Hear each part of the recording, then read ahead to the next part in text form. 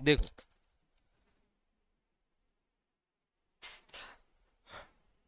Ordinarily owner of the goods और any person authorise by him who can pledge the goods, मतलब owner ही है जो goods को प्लेज करता है, उसको हम पाउनर भी बोलते हैं इसमें।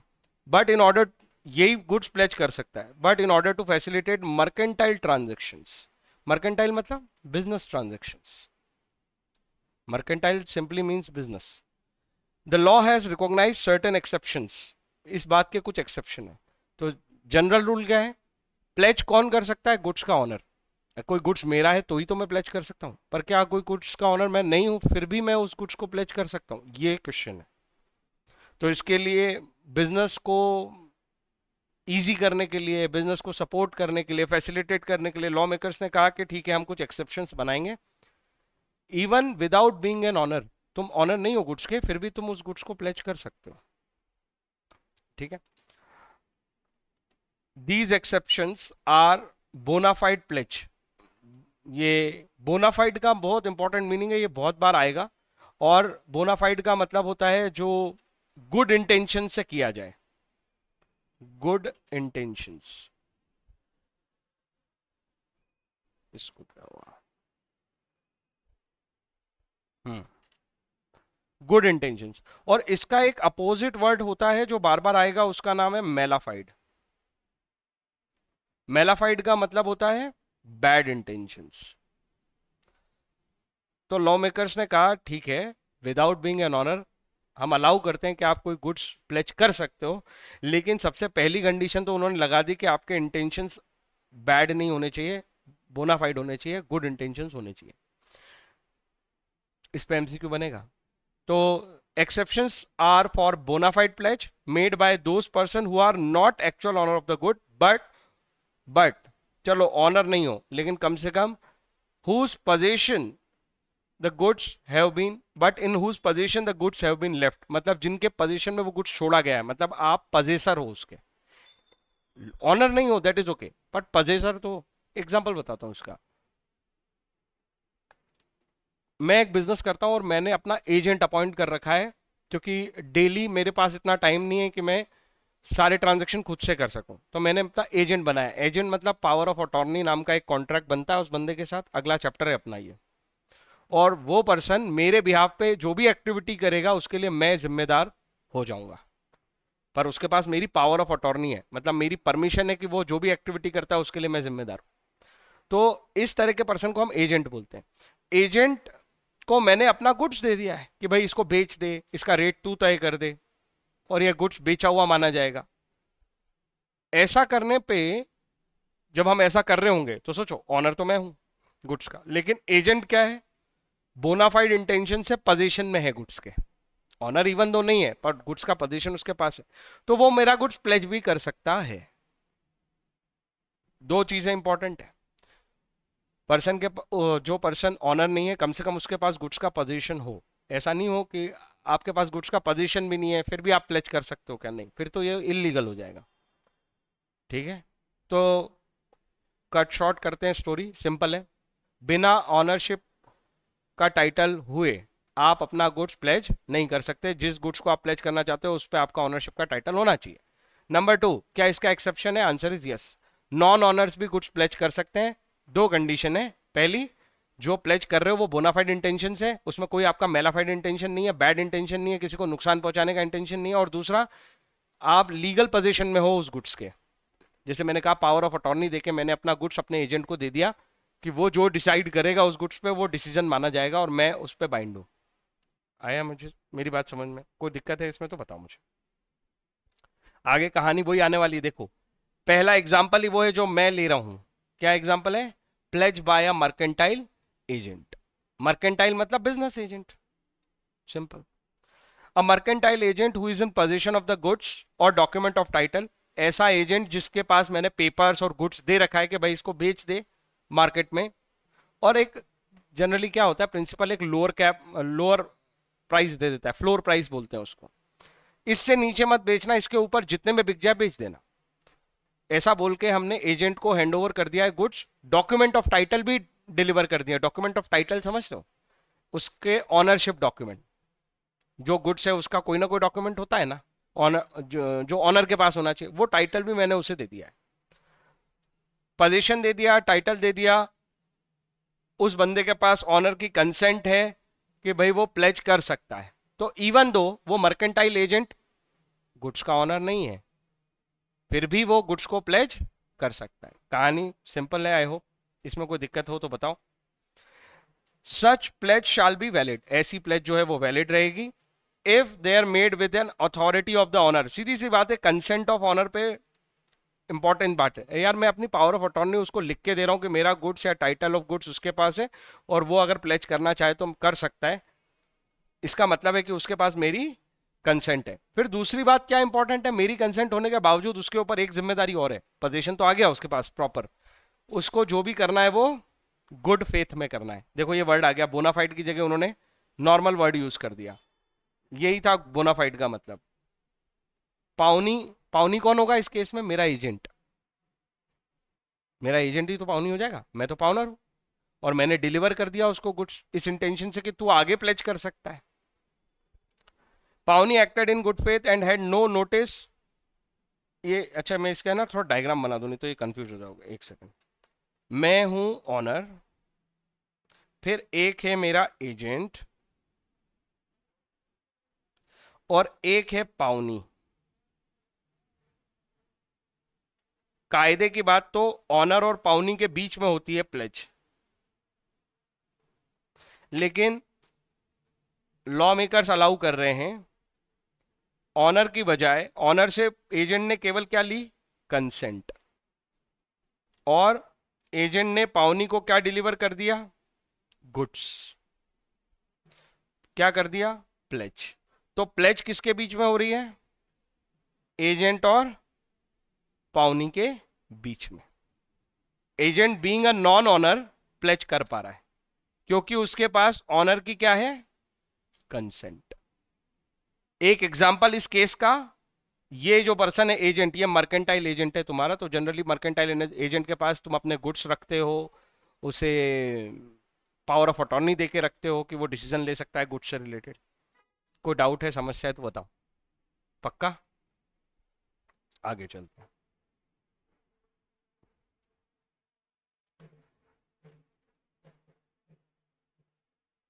यहां पे लिखा है pawnee acted in good faith and had no notice that pawnor has no authority to pledge. Pawnee तो एजेंट के भरोसे है कि भैया तेरे पास अथॉरिटी है इसीलिए तू प्लेज करने आया है। अगर पाउनी को पहले से शक हो जाए कि इस बंदे के पास अथॉरिटी नहीं है, सपोज तुम हो, तुम एक पर्सन हो, तुम लोगों को उधार देते हो, उधार फाइनेंशियल बिजनेस में हो, ठीक है, उधार देते हो। उधार देने का तरीका यह है कि तुम उससे कुछ प्लेज पे ले लेते हो तब उधार देते हो। अब हर व्यक्ति अपनी कोई प्रॉपर्टी लेके आता है, अगर तुम्हें शक है कि ये प्रॉपर्टी उसकी नहीं है, तो कायदे की बात तुम्हें उससे वो प्लेज लेनी चाहिए, हाँ या ना? नहीं लेनी चाहिए। ये वही बात लिखी है कि कोई शक नहीं है किसको? पाउनी को, कि इसके पास अथॉरिटी है या नहीं। उसे लगता है प्रॉपरली कि हाँ इसके पास अथॉरिटी है। अब वो झूठ बोल रहा हो वो एक अलग बात हुई, लेकिन अगर तुम्हें खुद डाउट है फिर तो तुम्हारा राइट ही नहीं बनता प्लेज लेने का। दोनों बातों में अंतर है, समझ में आई बात? वो तुम्हें, तुम्हारे साथ फ्रॉड कर रहा है, मिसरिप्रेजेंट कर रहा है, बट तुम गुड फेथ में काम करो और तुम्हें ऐसा ही लग रहा है अभी कि यार सब कुछ ठीक है। फ्रॉड ऐसा ही होता है ना, इंटेंशन टू डिसीव होती है वहां। तो कई बार ऐसे जब हम केसेस पढ़ेंगे तो ऐसा होगा कि पाउनर ने पाउनर पाउनर नहीं, सॉरी, पाउनी ने जो गुड्स रिसीव किया प्लेज में, उसने गुड इंटेंशन से किया और रीजनेबल इन्वेस्टिगेशन की थी, उसे कोई डाउट नहीं हुआ, उसने गुड्स ले लिया प्लेज पे। बाद में पता चला कि वो गुड्स चोरी का था और वो सामने वाला बंदा इससे भी उधार ले गया, गुड्स चोरी करके लाया था और प्लेज करके इससे भी उधार ले गया। इस तरह का कोई सिनारियो बन गया। तो अगर कोर्ट में ये केस गया तो कोर्ट में जाके एज अ पाउनी हमें ये प्रूव करना पड़ेगा कि हम गुड इंटेंशंस में थे, हमने रीजनेबल केयर और रीजनेबल केयर और प्रिकॉशंस अप्लाई किए थे, उसके बावजूद मेरे साथ ऐसा हो गया। अगर आप ये प्रूव कर पाओगे तो आप लायबल नहीं। लेकिन अगर ये प्रूव हो गया कि आप जानते थे कि ये चीज जेन्युइन नहीं है और आपने सोचा कि इसको मैं बाद में, इस गुड्स को मैं ऑनरशिप में रख लूंगा या मैं होल्ड कर जाऊंगा, ऐसा कुछ प्रूव हो गया तो फिर आप जिम्मेदार हो जाओगे और वो प्लेज ही इलीगल हो गई। जैसे चोरी का सामान कोई जानबूझ के खरीद ले तो बेसिकली आप मेलाफाइड इंटेंशन से काम कर रहे हो, तो फिर आप ऑब्वियसली पनिशमेंट आपको भी मिलेगी, वैसी वाली बात। आई होप ये लाइन समझ में आई। पाउनी एक्टेड इन गुड फेथ, और उसे पूरा भरोसा है कि यार ये अथॉरिटी है इस बंदे के पास, जो एजेंट आया है इसके पास प्लेज करने की अथॉरिटी है, तभी वो प्लेज ले रहा है। खैर ये दूसरी तरफ चली गई थी बात, पैराग्राफ चेंज होके, पर उससे रिलेटेड है। आगे चलते हैं। ये तो एक केस है एजेंट का, और भी ऐसे केसेस हो सकते हैं, जैसे pledge by a person in position under voidable contract. अब ये क्या है सर? वॉइडेबल कॉन्ट्रैक्ट की कहानी याद करो। ऐसे कॉन्ट्रैक्ट जो इन्फ्लुएंस हुए हैं by coercion, undue influence, misrepresentation, fraud और मिस्टेक, 5 चीजों से इफेक्ट होने वाले कॉन्ट्रैक्ट को हम कहते हैं उसमें फ्री कंसेंट मिसिंग है। फ्री कंसेंट मिसिंग है, कंसेंट तो ली है पर फ्री नहीं है। मतलब उस कंसेंट में आपने प्रेशर डाला है, डराया धमकाया है, अंडू इन्फ्लुएंस किया, अपनी पोजीशन का गलत इस्तेमाल किया है, झूठ बोला है, डिसीव किया है, इस तरीके से आपने सामने वाले से कंसेंट लिया। सामने वाले को जब ये पता चल, मतलब उसे जब ये रियलाइज हुआ, उस समय तो डर के कॉन्ट्रैक्ट कर लिया या फ्रॉड हो गया उसके साथ, बाद में उसे पता चले तो उसको एक राइट देते हैं कॉन्ट्रैक्ट में कि वो इस कॉन्ट्रैक्ट को वॉइड बना सकता है विद इन रीजनेबल टाइम। वो कोर्ट जाके इस कॉन्ट्रैक्ट को वॉइड बना सकता है। तो ये जो पोजीशन होती है कॉन्ट्रैक्ट की, जब फ्री कंसेंट मिसिंग हो और कॉन्ट्रैक्ट बन जाए, तो जो एग्रीड पार्टी होती है, जिस पार्टी का नुकसान हुआ है, उसे ये राइट होता है कि वो इस कॉन्ट्रैक्ट को वॉइड बना सकती है। इसलिए इस पोजीशन पे इस कॉन्ट्रैक्ट को हम वॉइडेबल कॉन्ट्रैक्ट बोलते हैं। अब वॉइडेबल कॉन्ट्रैक्ट भी हुआ, वो कोई जबरदस्ती अपना गुड्स मेरे को टिका गया। कैसे टिका गया? बोले डराया मेरे को, बोले ये गुड्स तू रख और इसके अगेंस्ट मेरे को 10,000 रुपए दे, और वो टिका गया मुझे।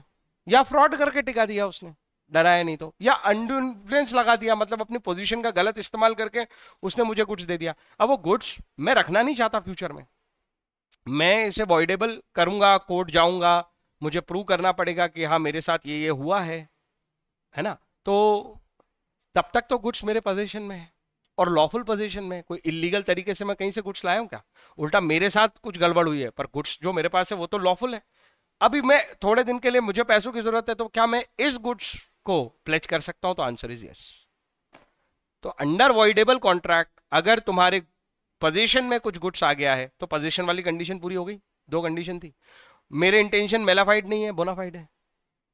मेरे साथ तो खुद चोट हुई है, मैं तो ऑलरेडी पैसे दे के बैठा हूं, कोई मुझे गुड्स टिका गया है और जबरदस्ती मुझसे पैसे ले गया है, मुझे पैसों की जरूरत है, तो मैं इसी गुड्स को प्लेज करके पैसे ले लेता हूं। जब वो कोर्ट का केस सेटल होगा, ये गुड्स उसको देना होगा, वहां से मेरे पैसे आएंगे, मैं इसको दे के गुड्स दे दूंगा। आपके साथ एक गड़बड़ हुई है, तो लॉ मेकर्स ने एक रास्ता बनाया है कि भाई अगर आप पोजीशन में हो गुड्स के, और वो गुड्स जो है वो वॉइडेबल कॉन्ट्रैक्ट से आपके पास पोजीशन में आ गया है, तो आप उस गुड्स को प्लेज कर सकते हो। आई होप कोई दिक्कत नहीं है, समझ में आई बात क्या है ना? देखो लैंग्वेज पढ़ के देखते हैं अभी जो हमने बोला। अब लॉ की लैंग्वेज कैसी है? जितना हम कोइंसाइड करते जाते हैं उतना हमारे लिए लॉ आसान होता जाता है। When the pawnor has obtain, pawnor मतलब अभी आपके पास जो गुड्स है वो आपका ऑनरशिप बन जाए, अगर वो कॉन्ट्रैक्ट वैलिड हो जाए तो आप वो इससे वॉइडेबल बना रहे हो ये बोल बोल के कि मेरे साथ फ्रॉड हुआ है, मिसरिप्रेजेंटेशन हुआ है, अदरवाइज तो आप ऑनर थे, इसलिए आपकी पोजीशन तो पाउनर जैसी है, पाउनी तो नहीं हो। तो बीइंग अ पाउनर आपके पास पोजीशन है गुड्स का under a contract voidable under section 19 of section 19 है। अब देखो वॉइडेबल कहानी समझा रहे हैं, contract where consent has been obtained by fraud. देखो अगर कंसेंट ही ना हो तो कॉन्ट्रैक्ट ही नहीं बनता, ये कहानी समझना, कंसेंट ही नहीं है तो कॉन्ट्रैक्ट ही नहीं बनता। एक्सेप्शन है इसके, नेचुरल लव एंड अफेक्शन का केस, पास वॉलेंट्री सर्विस का केस, एजेंसी कॉन्ट्रैक्ट, ये वो वाले केस थे जहां पे कंसेंट के बिना भी कॉन्ट्रैक्ट बनता है। पर जनरल रूल क्या है? कंसेंट के बिना तो कॉन्ट्रैक्ट बनता ही नहीं है। यहां कंसेंट तो है पर वो फ्री नहीं है। कंसेंट होनी चाहिए और वो भी कैसी होनी चाहिए? फ्री होनी चाहिए। फ्री किससे? इन्हीं 5 चीजों से। इनसे इन्फ्लुएंस हुई तो वो कंसेंट फ्री कंसेंट नहीं है। फ्री कंसेंट नहीं है तो कॉन्ट्रैक्ट एग्रीड पार्टी के ऑप्शन पे वॉइडेबल है ना? पुराना पढ़ा हुआ जितना यूज होगा उतना इजी होता जाएगा। आगे बोल रहा है, तो जो कॉन्ट्रैक्ट है वो वॉइडेबल है, but the contract has not been rescinded at the time. अभी कोर्ट ने वो कॉन्ट्रैक्ट कैंसिल नहीं किया है, गुड्स मेरे पोजीशन में है, मेरे साथ फ्रॉड, मिसरिप्रेजेंटेशन, कोएर्शन, अनडू इन्फ्लुएंस कुछ हुआ है, गुड्स मेरे पोजीशन में है, कोर्ट में केस मैंने डाल दिया है। इस दौरान आप क्या कर सकते हो, द पावनी एक्वायर्स गुड टाइटल, आप उसे प्लेज कर सकते हो, और pawnee acquires a good title to the goods provided that the act he act in a good faith. फिर वही बात है, पावनी को अपने ड्यू केयर लेने हैं, he must act in a good faith. मतलब उसे अगर ये केस सारे पता भी है तो उसे सब सच पता है, और उसे ये समझ में आता है कि उसको राइट है प्लेज करने का, इसलिए मैं प्लेज ले रहा हूं। Are you getting my point? Yes और नो? वही बात है ऊपर वाली। तो दोनों ही बातों में एक कॉमन पॉइंट पढ़ा हमने, pawnee must act in a good faith, bona fide intention होने चाहिए पावनी के। ठीक है, आगे देखते हैं। Pledge where pawnor has only a limited interest. अब देखो ये लिमिटेड इंटरेस्ट क्या होता है सर? एक होता है ऑनर, ऑनर का मतलब होता है एब्सोल्यूट इंटरेस्ट, किसी गुड्स पे मेरा एब्सोल्यूट इंटरेस्ट है, इसका मतलब मैं उसे तोड़ूं, बेचूं, मुझे किसी से परमिशन नहीं लेनी, मुझे किसी चीज का वेट नहीं करना, प्योर मेरा इंटेंशन है, इसको मैं बोलूंगा मेरे एब्सोल्यूट इंटरेस्ट है, और इसे ही ऑनरशिप बोला जाता है। अगर किसी चीज पे आप ऑनरशिप की बात करो तो वो ऑनर आप तभी हो जब आपके एब्सोल्यूट इंटरेस्ट है उस चीज के ऊपर। लेकिन लिमिटेड इंटरेस्ट का क्या मतलब होता है? लिमिटेड इंटरेस्ट का मतलब होता है कि आप उसके कुछ बेनिफिट के राइट रखते हो लेकिन ऑनर नहीं हो। एग्जाम्पल के लिए समझना, एक प्रॉपर्टी है जो मेरे अंकल ने मेरे फादर को ट्रांसफर करी, ये बोल के कि इसकी ऑनरशिप तो मेरे फादर के पास है, लेकिन उससे मिलने वाला रेंट मुझे बिलोंग करेगा, या उससे मुझे हर महीने कुछ मिलना चाहिए। मतलब मैं उस प्रॉपर्टी पे ऑनर तो नहीं हूं, पर उससे मिलने वाला रेंट मुझे बिलोंग करेगा, मतलब मैं उसमें बेनिफिशियल इंटरेस्ट रखता हूं, उससे मिलने वाले बेनिफिट मेरे। तो मैं लिमिटेड इंटरेस्ट है मेरा उस प्रॉपर्टी में, और मेरे फादर उसे तब तक नहीं बेच पाएंगे जब तक मेरा परमिशन नहीं होगा। Are you getting my point? और मैं उसे कुछ बेच नहीं सकता क्योंकि मैं ऑनर हूं ही नहीं उसका, मुझे तो केवल उस पे मिलने वाले रेंट का राइट है। आई होप बात समझ में आ रही है। तो लिमिटेड इंटरेस्ट इस तरह से अरेंजमेंट होता है कि आपके पास एब्सोल्यूट पावर्स नहीं है किसी चीज की, लेकिन उससे कुछ बेनिफिट आपको मिलता है।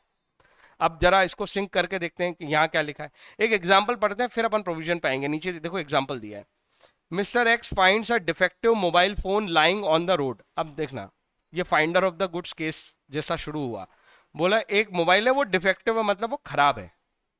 अपन ने वो फोन उठाया, उस फोन को रिपेयर कराया, 5,000 रुपए लगे। अब मुझे बताओ, 5,000 रुपए लगाने के बाद उस मोबाइल फोन पे आपका लिमिटेड इंटरेस्ट बना या नहीं बना? आप उसके ऑनर नहीं हो, बट अब अगर ऑनर मिल भी जाए और तुमसे वो फोन मांगे भी, तो जेन्युइनली इस नेसेसरी एक्सपेंस को खर्च किए बिना वो आपसे फोन लेने का राइट नहीं रखता है। Are you getting my point? तो आपका एक लिमिटेड इंटरेस्ट जनरेट हो गया। अब आपने उस फोन को क्या कर दिया? प्लेज कर दिया। कितने रुपए में? 2,000 रुपए में। अब वो बोल रहे हैं कि ट्रू ऑनर मोबाइल फोन को तभी रिकवर कर सकता है जब वो 5,000 रुपए पे करेगा। तो being a person with a limited interest you can pledge the goods. Are you getting my point?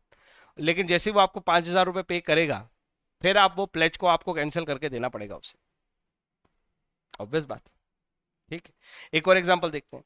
ए एक पर्सन है, pledge his jewellery worth 1 lakh, 1 lakh रुपए की ज्वेलरी उसने प्लेज पे रख दी बी के साथ, बी हो गया पाउनी। आगे चलते हैं, फॉर एडवांस ऑफ ₹70,000, 70,000 रुपए ले लिए। ठीक है, आगे B pledge the same for 90,000 to C. अब देखो क्या हुआ कहानी में आगे, बी पाउनी था इस ज्वेलरी का। यार बाजार में ये समस्या आती है ना, कि कैश का रोटेशन जरूरी है।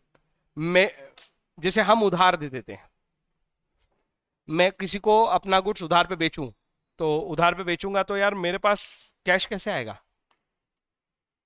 तो या तो मुझे उधार पे खरीदने को मिले तो काम चले, समझ में आ रही बात? नहीं तो फिर मुझे लोन लेना पड़ेगा, ये तो गलत बात है। इसीलिए देखो, बिल रिसीवेबल का कंसेप्ट आया या चेक का कंसेप्ट आया। मैं चेक दे दूंगा, मैं भी सामने वाले से चेक दे के खरीद लूंगा। या बिल डिस्काउंट का कंसेप्ट आया कि मैं बैंक जाऊंगा और उस बिल को क्या करा लूंगा, डिस्काउंट करा लूंगा। जो पैसे मुझे 2 महीने बाद मिलने होंगे, बैंक वालों को बोलूंगा इस पे इंटरेस्ट काटो और बाकी का पैसा मुझे अभी दे दो। कंपाउंडिंग डिस्काउंटिंग वाला कंसेप्ट कि मैं उसी फ्यूचर वैल्यू की प्रेजेंट वैल्यू निकाल के अभी यूज कर लूंगा। तो बिजनेस में ये कैश को हैंडल करने का यही टेक्निक होता है। अब यहाँ पे भी ऐसी कुछ कहानी होगी, एक्स ने बी के पास जब गुड्स रखा, एक्स को पैसों की जरूरत होगी, उसने प्लेज करके गुड्स अपने पास पैसे ले लिए। तब बी के पास सपोज पैसे थे, उसने दे दिए। अभी पी को जरूरत पड़ गई, अब बी अपनी जरूरत पूरी कैसे करे? तो बी के पास ये प्लेज किया हुआ गुड्स पड़ा है और इस गुड्स पे उसका पोजीशन है, बोलो हाँ या ना। और ये गुड पे उसके पास वैलिड पोजीशन है, ऐसा इनवैलिड पोजीशन तो नहीं है। तो वो भी तो ये कंडीशन पूरी कर रहा है कि विदाउट बीइंग एन ऑनर उसके पास पोजीशन है और बोनाफाइड इंटेंशन से वो आगे प्लेज कर सकता है। अरे जब मुझे ए का पैसा आएगा, एक्स का पैसा आएगा, तब मैं भी छुड़ा के उसको उसका गुड्स दे दूंगा, क्या दिक्कत है? पर फॉर द टाइम बिंग मैं जो फंस गया हूं कैश क्रंच में, being B, as a B, मैं जो कैश क्रंच में फंसा हूं, मेरे पास प्लेज किए हुए गुड्स पड़े हैं ना, मैं उससे अपना कैश का प्रॉब्लम सॉल्व कर सकता हूं। मैं भी गुड्स प्लेज कर देता हूं। और देखो, इसीलिए लॉ मेकर्स ने क्यों लाए ये पूरी कहानी, ताकि बिजनेस को ईज मिले, बिजनेस को सपोर्ट मिले, बिजनेस का प्रमोशन हो। तो लोगों को कैश फैसिलिटी ब्लॉक करने के लिए थोड़ी लाए, सपोर्ट करने के लिए लाए। आई होप ये दूसरा केस समझ में आया, ये बहुत यूज होती है बात। तो लिमिटेड इंटरेस्ट के केस में ही तो आएगा ये पर्सन भी। ट्रू ऑनर है क्या? नहीं, लेकिन उस प्रॉपर्टी पे कुछ ना कुछ इंटरेस्ट है कि नहीं इस पर्सन का भी, बी का? बिल्कुल है। बस यही बात। कोई डाउट? ओके। वो बोल रहा है बी ने जो है वो उसको 90,000 में प्लेज किया, मतलब उधार ले लिए 90,000। Now the pledge is valid up to 70,000 plus interest there on.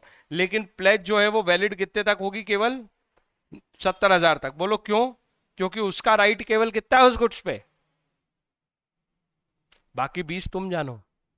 उस गुड्स पे आपका राइट केवल कितना, आपने 70 दे के लिया था ना वो गुड्स, तो आपका लिमिटेड राइट है 70,000 तक, प्लस इंटरेस्ट। प्लस इंटरेस्ट तो है ना। और हमेशा ये सिक्योरिटी और प्लेज वाली चीजों में एक बात याद रखो कि प्लेज जो है वो बड़े अमाउंट का ही होता है। कोई समस्या, डाउट, दिक्कत? पक्का? ओके। 3 कैटेगरी हमने पढ़ी। बीइंग अ नॉन ऑनर, आप गुड्स को प्लेज कर सकते हो, जनरल रूल एक ही चल रहा है, कम से कम गुड्स आपके पोजीशन में होना चाहिए और आप जो ये कर रहे हो ये बोनाफाइड इंटेंशन से कर रहे हो। पहला केस देख लिया, मर्केंटाइल एजेंट अपॉइंट कर लो अपना, उसको आप पोजीशन दे दो गुड्स का और उसे कंसेंट दे दो, उसे अटॉर्नी दे दो, पावर ऑफ अटॉर्नी दे दो कि वो आप डिसीजन ले सकता है प्लेज से रिलेटेड, तो वो डिसीजन ले सकता है, कोई दिक्कत नहीं। हर केस में याद रखना पाउनी को गुड फेथ में रहना जरूरी है। गुड फेथ में रहने का मतलब ये होता है कि उसने प्रूडेंस फॉलो किया है। प्रूडेंस वर्ड तो पता है ना, समझदारी का पालन किया है, ड्यू केयर अप्लाई की है एक्शन करने के पहले, बस। दूसरा केस हमने पढ़ा, दूसरा केस क्या पढ़ा? वॉइडेबल कॉन्ट्रैक्ट में अगर आपके पास गुड्स पोजीशन में आ गया है, फिलहाल कॉन्ट्रैक्ट वॉइड रिसाइंड नहीं हुआ है, कैंसिल हो जाएगा तो फिर गुड्स का पोजीशन आपको खुद छोड़ना है, वापस देना है और अपने पैसे लेने। पर सिनारियो वही वाला है कि अभी सिचुएशन वॉइडेबल वाली है, वॉइड हो नहीं पाया है, वो आपने अप्लाई किया है वॉइड बनाने के लिए, कॉन्ट्रैक्ट रिसाइंड नहीं हुआ है, इसलिए गुड्स का पोजीशन आपके पास है, तो आप इस गुड्स को प्लेज कर सकते हो। कंडीशन वही है, पाउनी को गुड फेथ में बिहेव करना है। नेक्स्ट, लिमिटेड इंटरेस्ट है। लिमिटेड इंटरेस्ट का सबसे बढ़िया एग्जांपल तो वो जो दूसरा एग्जांपल है वो है, आप एज अ पाउनी आपने प्लेज में कोई गुड्स पोजीशन में लिया है और उधार दिया है, इस गुड्स को आप फर्दर प्लेज कर सकते हो और अपना कुछ लिक्विडेट कर सकते हो, अपने आप अपनी पोजीशन को लिक्विडेट कर सकते हो, मतलब कैश की व्यवस्था कर सकते हो, लेकिन उसी अमाउंट तक जितना अमाउंट आपने प्लेज के समय उसे दिया था सामने वाले को, उतना ही। कोई डाउट? उससे ज्यादा ले लेते हो तो बचे हुए के लिए आप पर्सनली जिम्मेदार, और सामने वाला पाउनी गुड फेथ में बिहेव कर रहा है, ये जरूरी है ही। चलो, इसका वो मेन कंटेंट भी पढ़ लेते हैं। Where a person pledge goods in which he has only a limited interest. Pawner is not an absolute owner. The pledge is valid to the extent of the interest. वो 70,000 रुपए वाली बात की, जितना आपका इंटरेस्ट है वहीं तक आप जो प्लेज कर रहे हो वो वैलिड प्लेज है, बाकी इनवैलिड पार्ट है, आपको अपना पर्सनल गुड्स देना था फिर। आई होप मेरी बात समझ में आ गई। राइट, आगे चलते हैं। प्लेज बाय को ऑनर इन पोजीशन। ये को ऑनर क्या होता है? किसी एक ही प्रॉपर्टी पे एक से ज्यादा लोगों का राइट होगा तो फिर एब्सोल्यूट पावर तो किसी के पास नहीं है। एक व्हीकल है, उस पर मेरा भी राइट है, मेरे ब्रदर का भी राइट है, तो भाई अगर उस व्हीकल को बेचना है, कुछ करना है, तो हम दोनों की मर्जी चाहिए। एब्सोल्यूट पावर किसी के पास नहीं है। इन्हीं लोगों को बोलते हैं को ऑनर। ऐसा थोड़ी कि आधी गाड़ी मेरी आधी गाड़ी तेरी, आधी आधी लेके तो कहीं जा नहीं सकते, वो तो पूरी है तभी चलेगी। तो ऑब्वियस बात है कि को ऑनर वाले केस में उलझन होती है। उसी केस के लिए केस में बता रहे हैं वो कि को ऑनर के केस में भी क्या होगा। Where the goods owned by many persons, many का मतलब एक से ज्यादा, with the consent of other.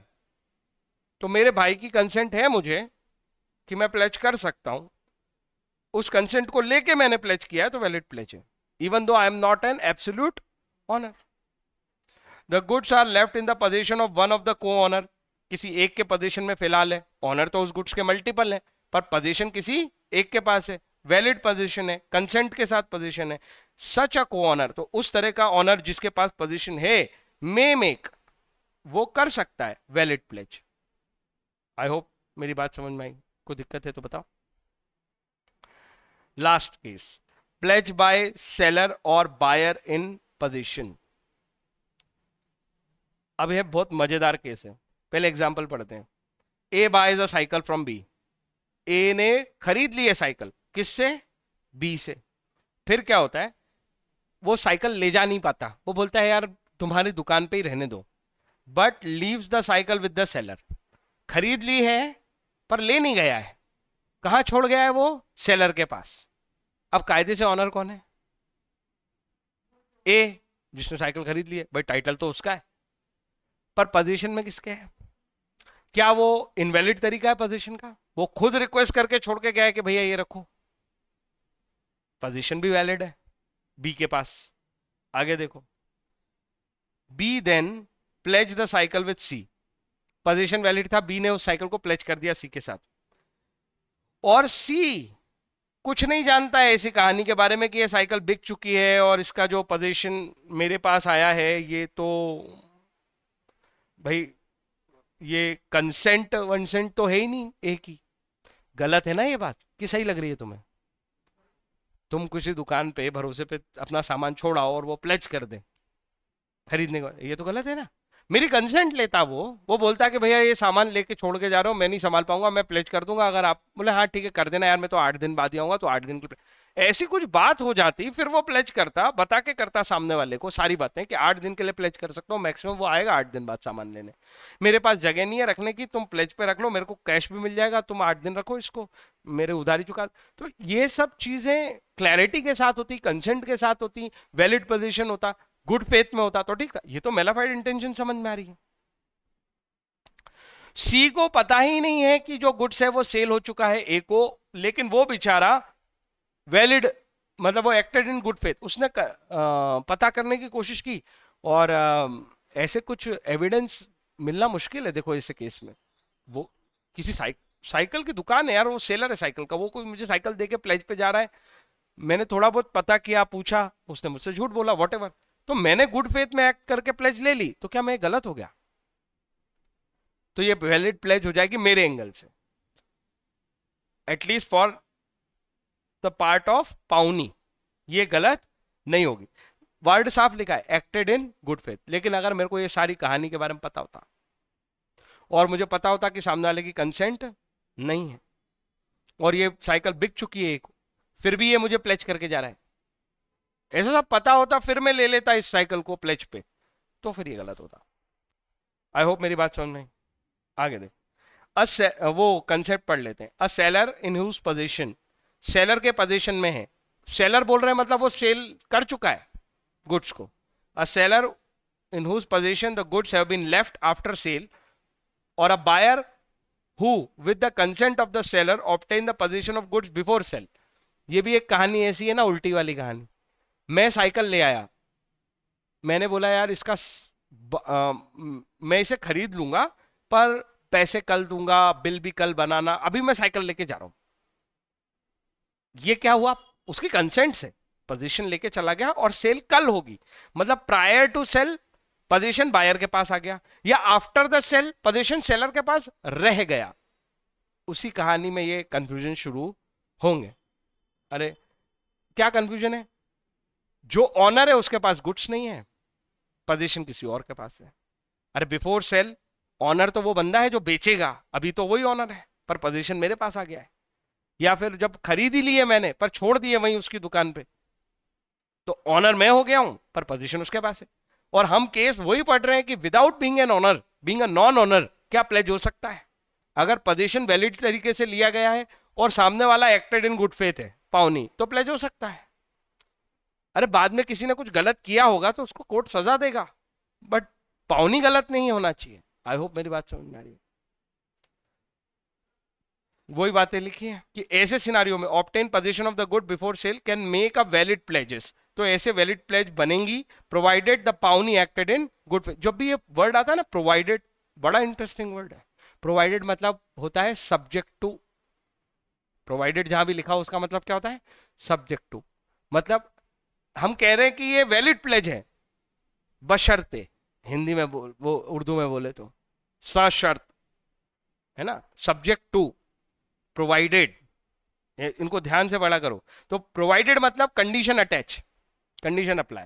The pawnee acted in good faith and he has no knowledge of the defect in the title of pawnor. कोई doubt है तो बताओ। बक्का 5 केसेस पढ़े, अभी रिकॉल करो, अभी याद हो जाएंगे। देखो पहला केस, अब पहले तो हेडिंग क्या पढ़ रहे हैं हम, क्या नॉन ऑनर्स प्लेज कर सकते हैं, मेरा सवाल है ये, यस और नो, कर सकते, यस। नॉन ऑनर्स प्लेज कर सकते हैं, पर कुछ कंडीशंस हैं। पहली कंडीशन है उनके पास वैलिड पोजीशन होना, जो ऑनर है उसकी कंसेंट से आपके पास पोजीशन है तो valid position. Being a mercantile agent, मेरे प्रिंसिपल से मेरे पास कंसेंट है तो मेरे पास वैलिड पोजीशन है, ठीक है ना। दूसरे केस में भी वैलिड पोजीशन था। दूसरा केस कौन सा था, वॉइडेबल कॉन्ट्रैक्ट के केस में बिना फ्री कंसेंट के मेरे साथ कोई कॉन्ट्रैक्ट कर लिया गया और मुझे गुड्स का पोजीशन दे दिया गया, वो पोजीशन मेरे पास वैलिड पोजीशन है।